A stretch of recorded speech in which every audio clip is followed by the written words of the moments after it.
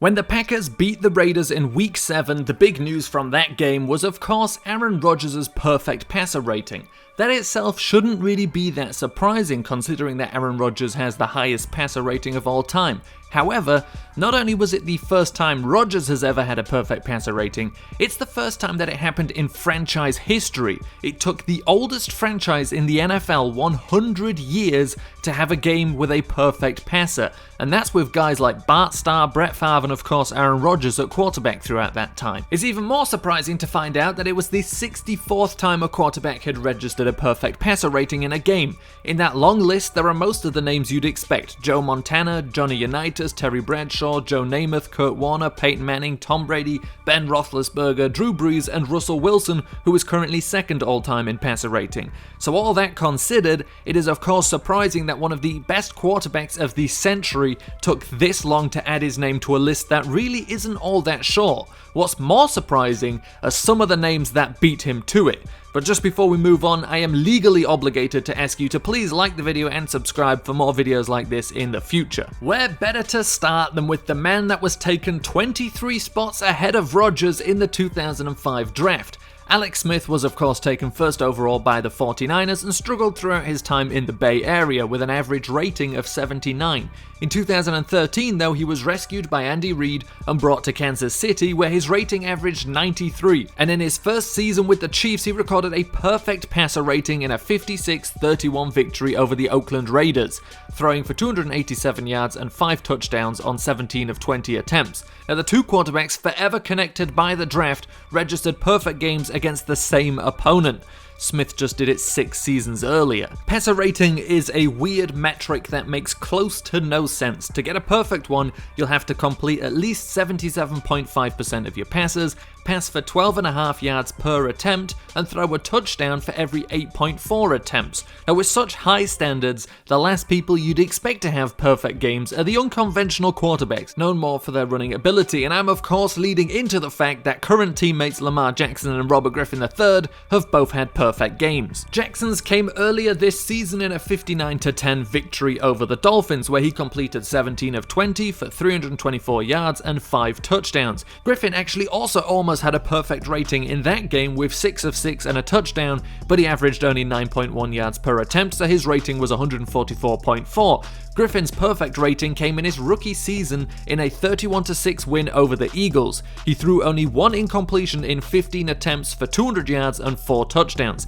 It's surprising that 2 players often knocked for limitations as pocket passers registered perfect passer ratings before Rodgers did, and also John Elway, Dan Marino, and Steve Young, but we're keeping it current. So we've talked about RG3, what about some of his buddies from that 2012 class, which, after the retirement of that draft's talisman, Brock Osweiler, certainly isn't a beacon of success for quarterback draft classes. In a class that included Andrew Luck, RG3, Ryan Tannehill, Brandon Weeden, Brock Osweiler, Russell Wilson, Nick Foles, and Kirk Cousins, 5 of those quarterbacks have had games with perfect passer ratings.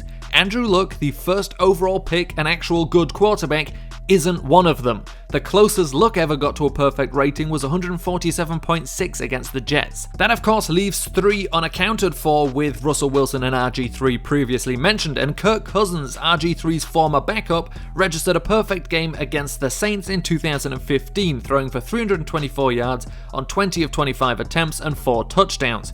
Then the next one is Ryan Tannehill, who had a perfect rating in a win over the Texans that same year, with only 1 incompletion on 19 attempts, 282 yards, and 4 touchdowns. The most surprising one is at the same time not surprising at all, because it's Nick Foles, who after being drafted in the 3rd round and never really having a permanent starting job, has a bunch of weird records to his name and a Super Bowl ring.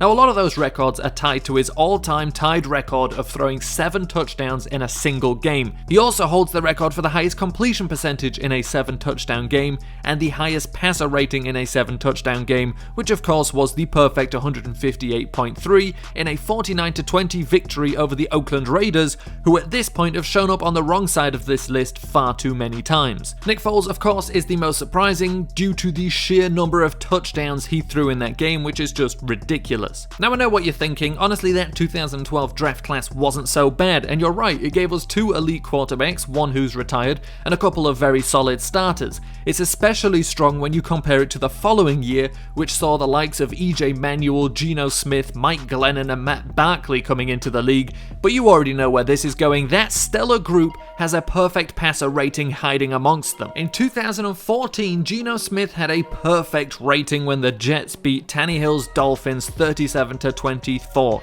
He threw for 358 yards, completed 20 of 25 passes and threw 3 touchdowns. And I don't mean to be too rude to him, but I honestly believe Smith is the single worst quarterback to ever record a perfect passer rating. Now we've mentioned Ryan Tannehill in the past 2 times, so why not make it a third when we talk about the time that the man he has replaced as the starting quarterback of the Titans, Marcus Mariota, had a perfect passer rating. Mariota was picked 2nd overall in the 2015 draft, 1 pick after Jameis Winston was taken 1st overall by the Buccaneers. To make it more interesting, the 2 teams played each other in week 1 of that season. Mariota started the game by throwing a 52-yard touchdown. Jameis Winston started that game by throwing a pick 6. Incredibly, Mariota finished his first ever NFL game with a perfect passer rating. 13 of 15 attempts, 209 yards and 4 touchdowns. Now unfortunately it wasn't a projection of his future in the league, as he's now sat on the bench after years of mediocrity with just sprinkles of that early promise every now and then. It was however a pretty accurate projection of Jameis Winston's career. And that's actually it for the list of most surprising perfect passer rating games. However, we're not done, because we've also got some honorable mentions. First, we have former Falcon and new Patriot Mohamed Sanu, who has 3 games in his career with a perfect passer rating.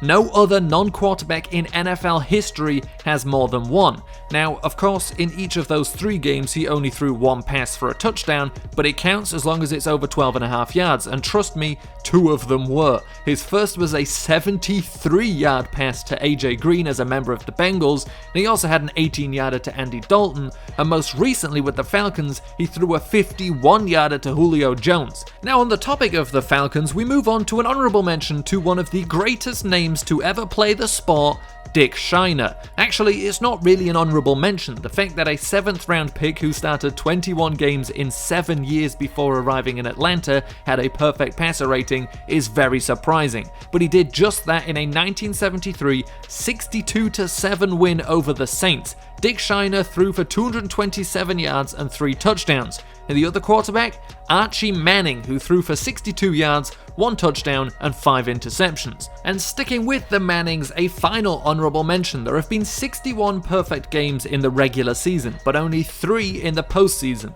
And those guys, Don Meredith, Terry Bradshaw and Peyton Manning. Manning also has the most regular season games with a perfect rating out of all quarterbacks in NFL history. And in that playoff win over the Denver Broncos, Peyton threw for 377 yards, completing 22 of 26 attempts and throwing 5 touchdowns. And for those interested, the active leader in perfect games, Ben Roethlisberger, with 3, which is 1 behind Manning and 1 ahead of Brady. And once again, I haven't forced this video to be 10 minutes long just to hit that big YouTube money marker, so liking the video and subscribing really helps me out and lets me know whether or not to make more videos like this in the future.